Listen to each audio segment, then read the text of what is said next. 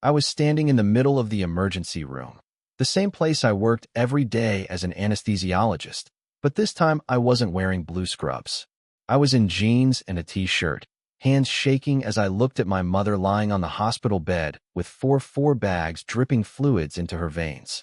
Her skin was bright red like a burn, lips cracked and bleeding, body temperature 104.3 degrees Fahrenheit. Heat stroke. At 78 years old with a cardiac history, this was a potentially fatal diagnosis. And I knew exactly who had done this to her. Our HOA president. Deliberately. My name is Michael Chun, 45 years old. I've been an anesthesiologist at Banner Desert Medical Center in Scottsdale, Arizona for 18 years. My job is keeping people alive through the most complex surgeries. 4 years ago, my wife Sarah died from stage 4 breast cancer. I was left with our daughter Emma, then 12 years old. My mother Lily moved in without asking, packed her life into 3 suitcases, and showed up at our door. "You take care of patients," she said in her accented English. "I take care of family." 3 years ago, I bought a house in Sonoran Heights, a gated community in North Scottsdale. 4 bedrooms, for $185,000. HOA fees $95 a month. Mom loved the front yard where she could grow flowers. Everything was fine until Patricia Vance became HOA president in January 2022.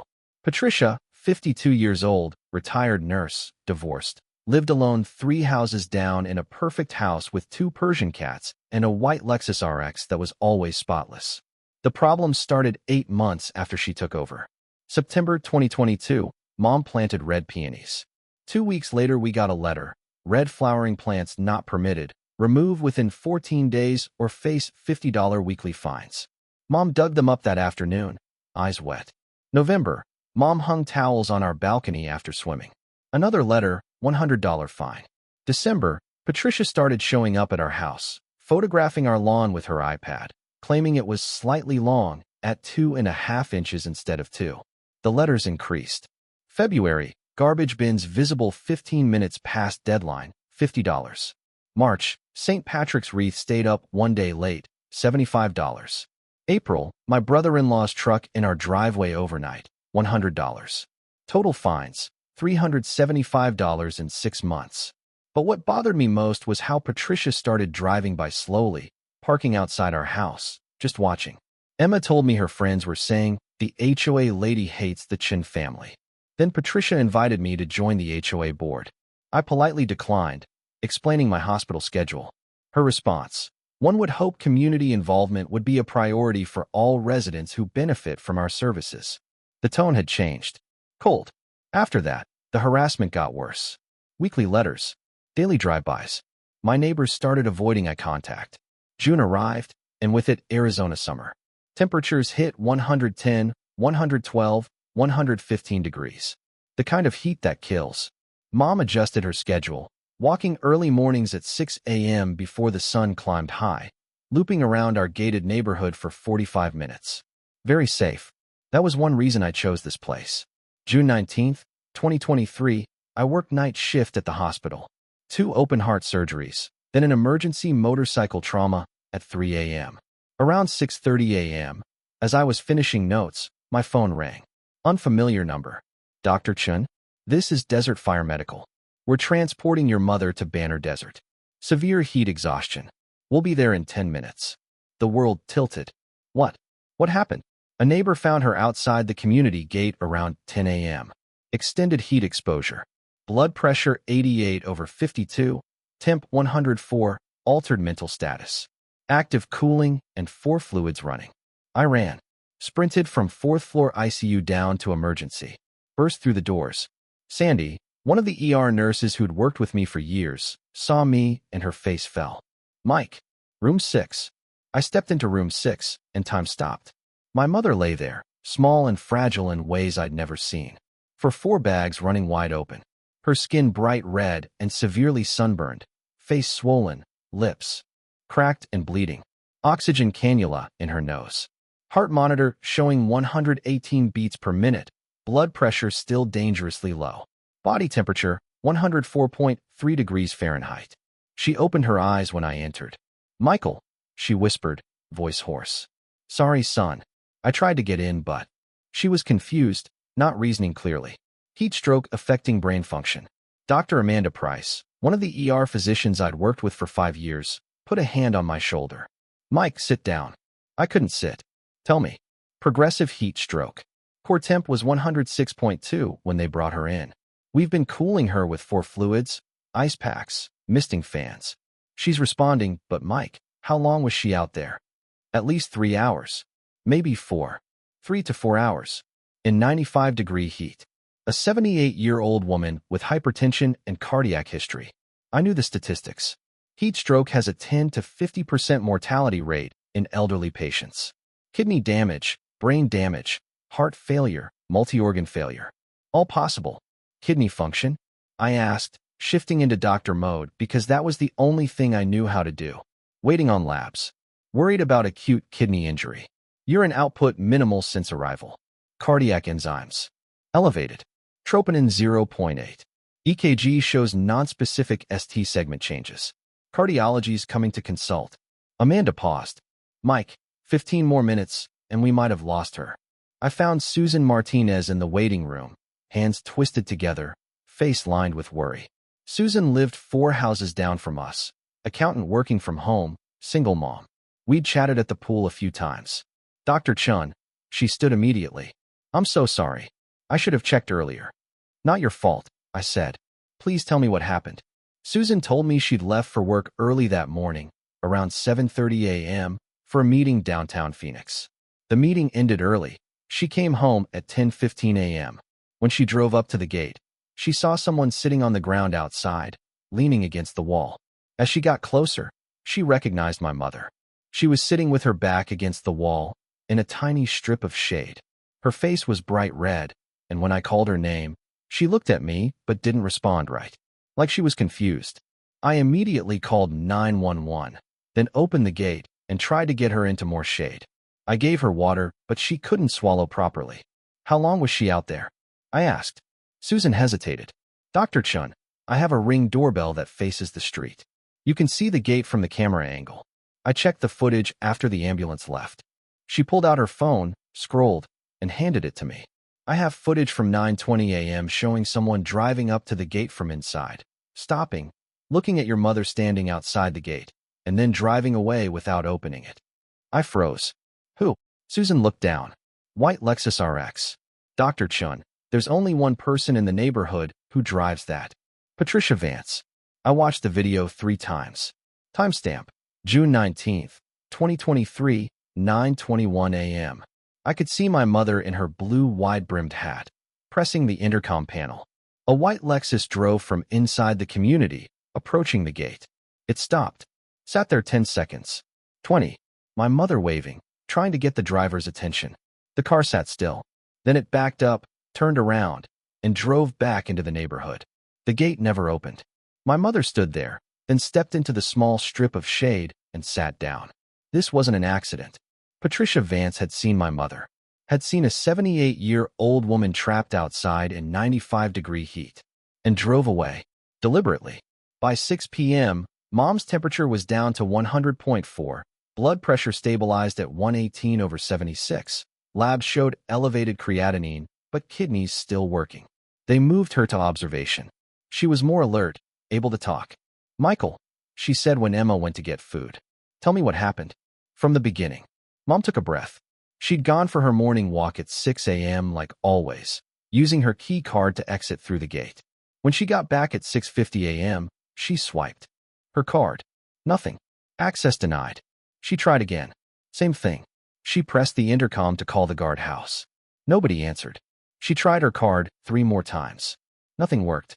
I thought maybe card broken, Mom said. I wait, thinking someone come out and I can go in with them. But nobody come. Sun getting higher. Getting hot. Then I saw a white car coming. I thought, good, they let me in. But car just stop, look at me, then drive away. I don't understand. Her voice broke. I sit in shade. I have water bottle, but water get warm. I get so hot, Michael. Then Susan there. The white car, Mom. Did you see who was driving? She nodded. The HOA lady. Patricia. I see her face through window. She look at me. Then she drive away. That was when I knew. Patricia Vance hadn't just ignored my mother by accident. She had deliberately looked her in the eyes and chosen to leave her there.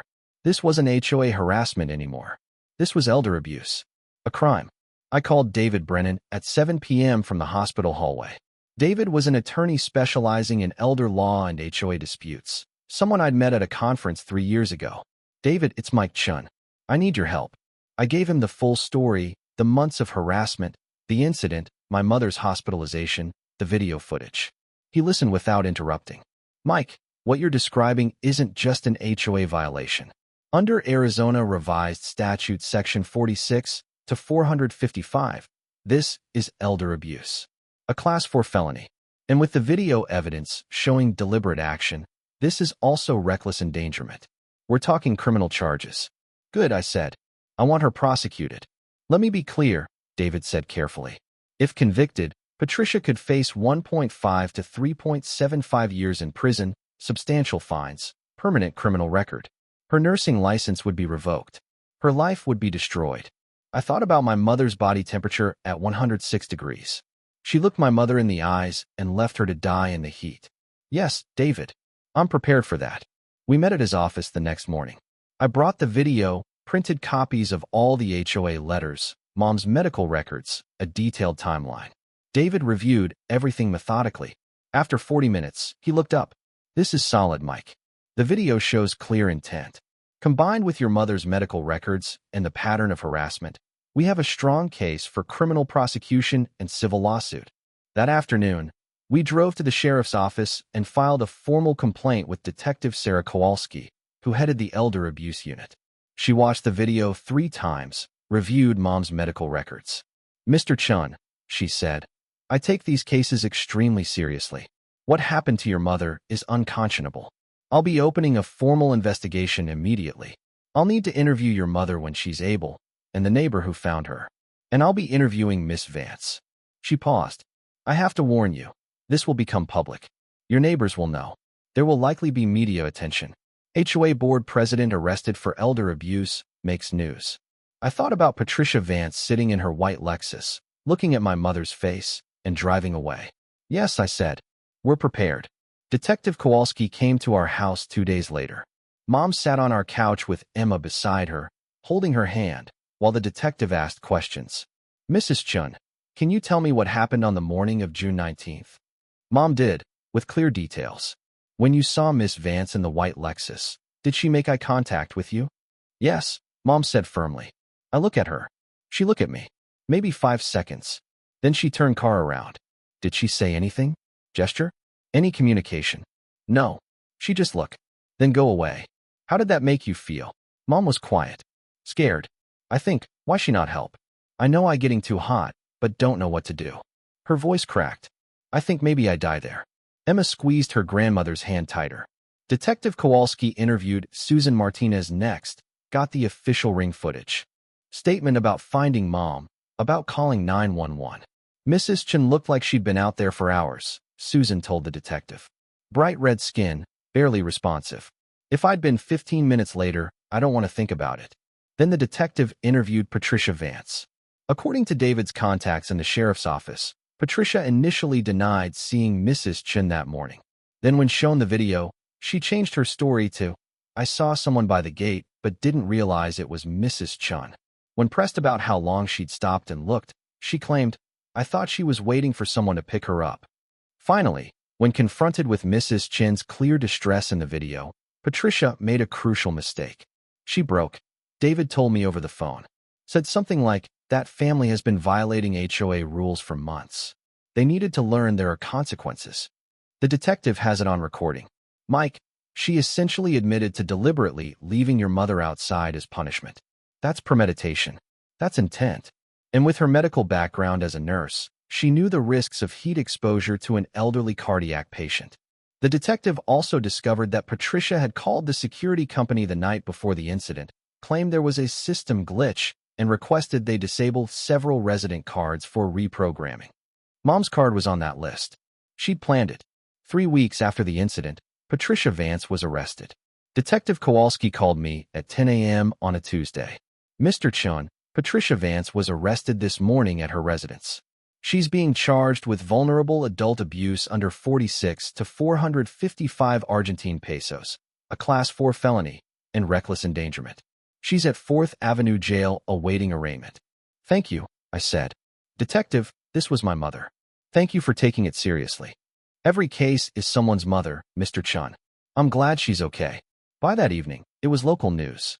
Scottsdale HOA president arrested for elder abuse, ran on 3 Phoenix TV stations. The story had everything: wealthy gated community, vulnerable elderly immigrant, heat danger, abuse of power. Our neighborhood exploded. My phone buzzed constantly. Some neighbors supportive. We always knew Patricia was crazy. Thank you for standing up to her. Others hostile. You're ruining this woman's life over a misunderstanding. You're going to destroy our property values with this publicity. Emma came home from school crying. Some kids whose parents supported Patricia had said things to her. I held my daughter while she sobbed and wondered what the hell was wrong with people who could defend someone who'd left an elderly woman to die. But the most interesting thing happened next. 7 different households reached out privately. Each had stories about Patricia. The O'Briens, elderly couple 2 streets over. Patricia had threatened to fine them $500 if they didn't remove their grandson's wheelchair ramp within 48 hours because it wasn't pre-approved.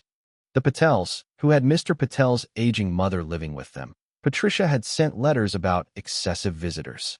The Johnsons, the Rodriguezes, the Steins, all had elderly parents or were elderly themselves. All had been harassed.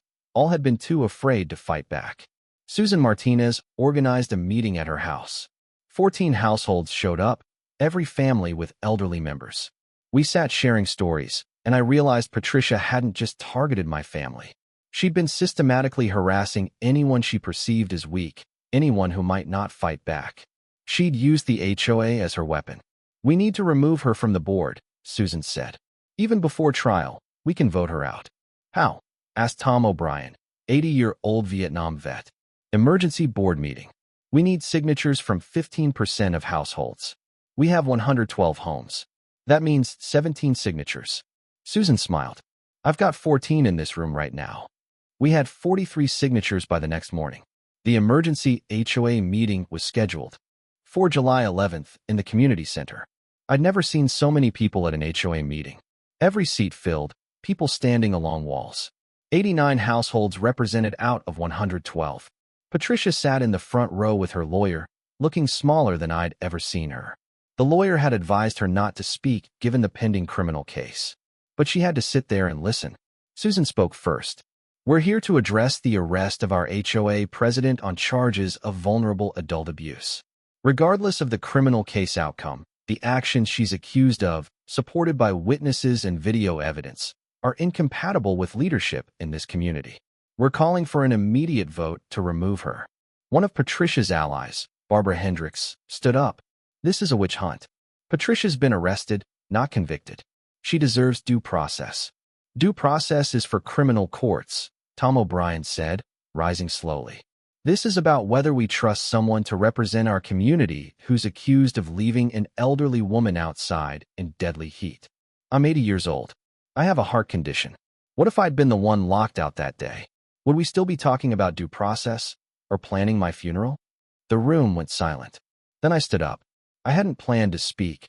David had advised me to stay quiet. But looking at Patricia sitting there with no remorse, I couldn't stay silent. My name is Michael Chun. Most of you know my family dealt with HOA harassment for almost a year.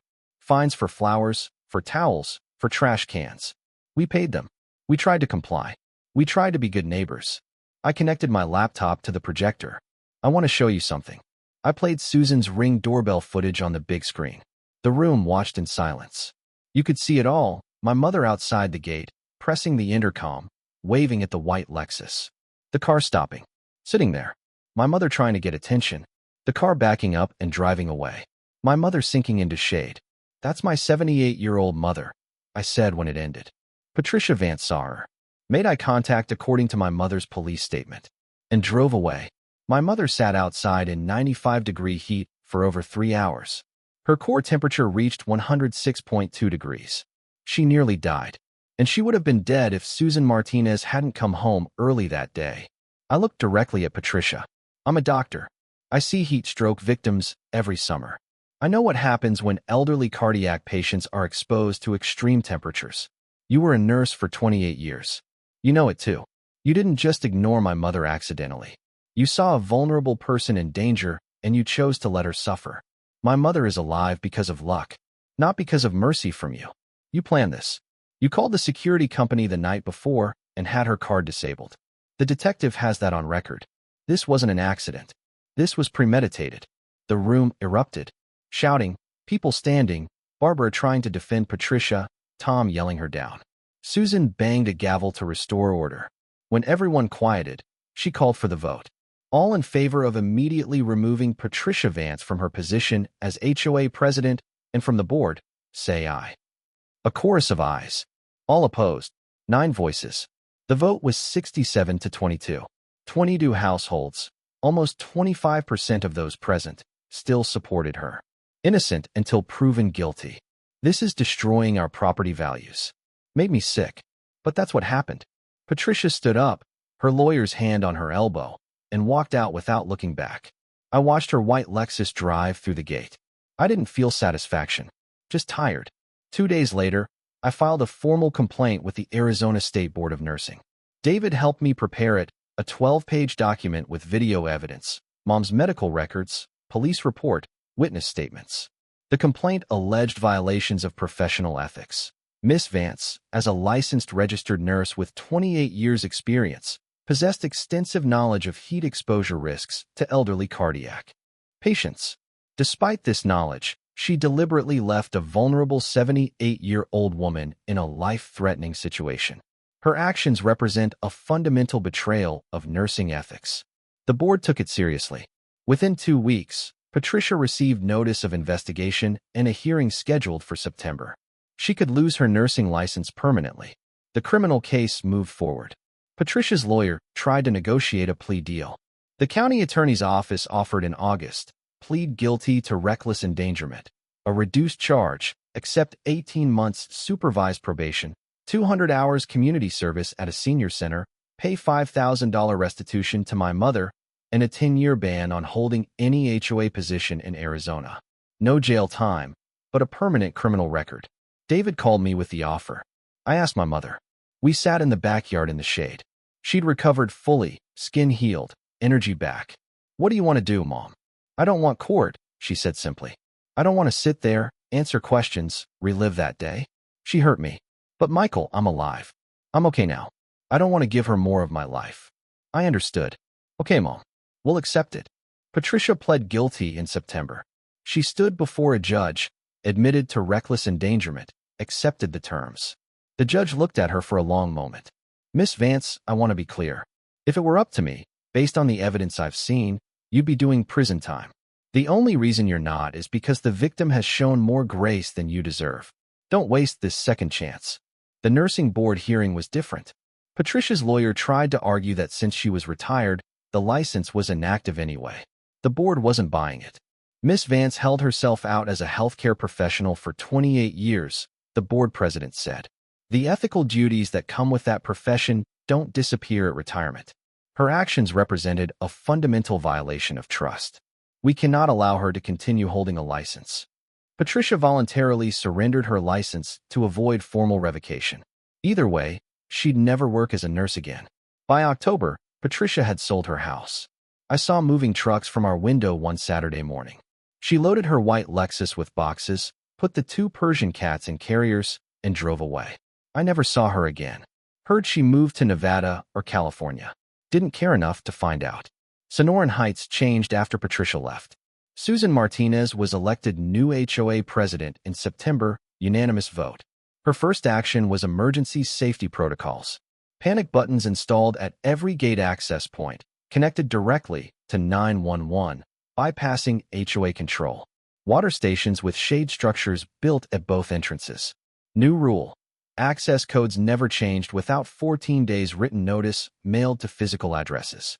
Another rule. Anyone could request temporary gate codes for elderly visitors or residents with medical conditions requiring emergency access. HOA fees dropped 15% when Susan's audit revealed Patricia had been spending thousands on administrative expenses, mostly hiring photographers to document violations and paying herself consulting fees. The money was redirected to actual amenities people wanted. The neighborhood felt different, lighter. People started organizing block parties, movie nights, a community garden where residents could grow whatever they wanted. Mom volunteered for the garden, soon had half the neighborhood growing tomatoes, peppers, and yes, red peonies. I joined the HOA board as medical advisor, one evening meeting per month, helping develop safety protocols for elderly residents. We created a check-in system where elderly residents living alone could opt into daily wellness calls from volunteer neighbors. We hosted Senior Safety Day in November with free health screenings and heat safety education. Emma watched all this. One night she asked me, "Dad, was it worth it? All the stress, the fight." I thought carefully. Grandma almost died, Em.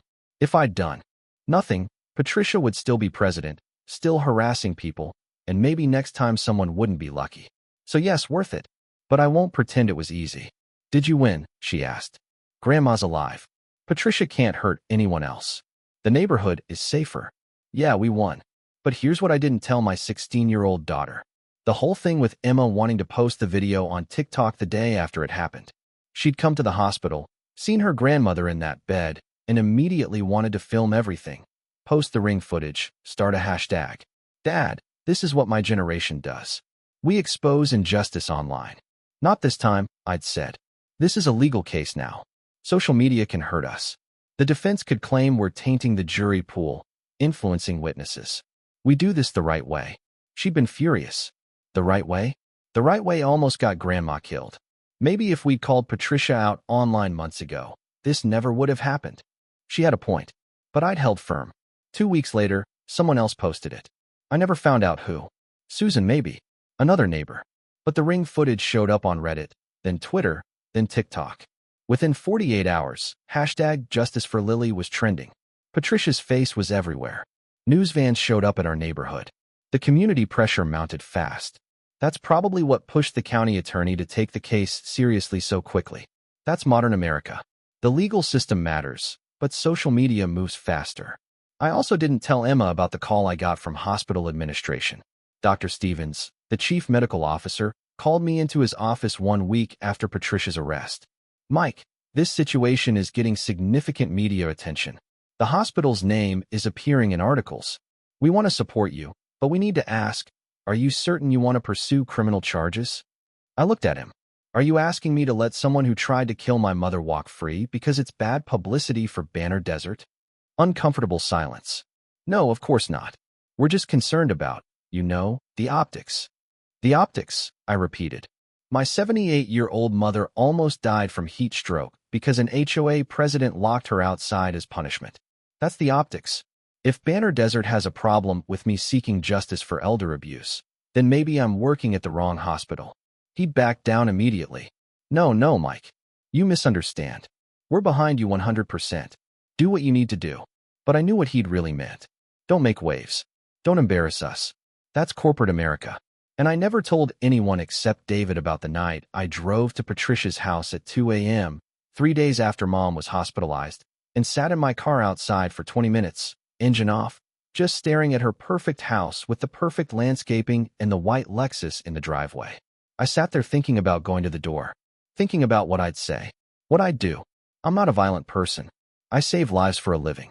But sitting in that dark car, looking at the house of someone who deliberately tried to kill my mother, I understood for the first time in my life why people take justice into their own hands. Why they don't wait for courts and lawyers and process. Because the rage, the pure white-hot rage of someone hurting your family, it doesn't care about legal procedure. It wants immediate retribution. I sat there for 20 minutes, hands gripping the steering wheel so hard my knuckles went white. Then I started the engine and drove home. Because I'm not that person. Because we have laws for a reason. Because if I'd knocked on that door, I don't know what would have happened, and I couldn't risk leaving Emma without both parents. But I thought about it. God, I thought about it. 1 year later, June 2024, I came home from a long shift to find Mom and Emma in the front yard planting flowers. Red peonies, yellow sunflowers, purple irises, orange marigolds, an explosion of color that would have gotten us fined into bankruptcy a year ago. Now it just made the house feel alive. "Come help," Mom called, waving a trowel. I changed out of scrubs and joined them in the dirt, the three of us working as the sun set over the McDowell Mountains. You know what I learned? Mom said, sometimes bad things happen to make us stronger, make us appreciate what we have, make us fix what's broken. That's generous for someone who almost died, I said. Not generous, she corrected. Grateful. I'm here. I have my son, my granddaughter, my home, my garden. That woman, Patricia, she has none of those things. Who really won? I didn't have an answer. Emma planted the last sunflower and stood up. I think you both won. Grandma, you survived. Dad, you protected her. You made sure it couldn't happen to someone else. That matters. Smart kid. We sat there as evening came on while neighbors walked by and waved. Susan stopped with her father, who now came on evening walks with confidence that someone would help if he needed it. The Patels drove past, honking and waving. Tom O'Brien walked his dog and stopped to admire Mom's flowers. Those peonies are beautiful, Lily. Best-looking garden on the street. Thank you, Mom beamed. You want some? I have extra bulbs. I'd love some. My wife always wanted red flowers. This was the neighborhood now. People helping people. Following sensible rules, but prioritizing human decency. It had taken a crisis to get here, nearly cost my mother's life. So here's my question, and I genuinely want to know what you think. That white Lexus driving away, leaving my mom outside that gate to suffer in 95-degree heat. I see it sometimes when I close my eyes. And every single time, I'm glad I destroyed Patricia Vance's life. She planned it. She called the security company, had my mother's car disabled, saw her trapped outside, made eye contact, and drove away. She earned every consequence. The arrest, the criminal record, losing her nursing license, selling her house, leaving in shame. She earned all of it. I don't feel guilty. I feel like I protected my family and my community. But here's what keeps me up some nights. I'm a doctor. I took an oath to do no harm. And yes, I didn't physically hurt Patricia, but I systematically dismantled her entire existence. Used my knowledge, my resources, my connections to make sure she lost everything. Was that justice, or was that revenge? And is there even a difference when someone tries to kill your mother? So I'm asking you, if it were your mother, your father, your grandmother trapped outside that gate, what would you have done? How far would you go? Patricia Vance is somewhere now, probably living with relatives, maybe working some job that doesn't require a nursing license, carrying a criminal record, knowing that if you Google her name, the first thing that comes up is HOA president arrested for elder abuse. Did she deserve that? Yeah, absolutely. Would I do it again? Without hesitation. Do I feel good about being the person who did it? That's the question I can't answer.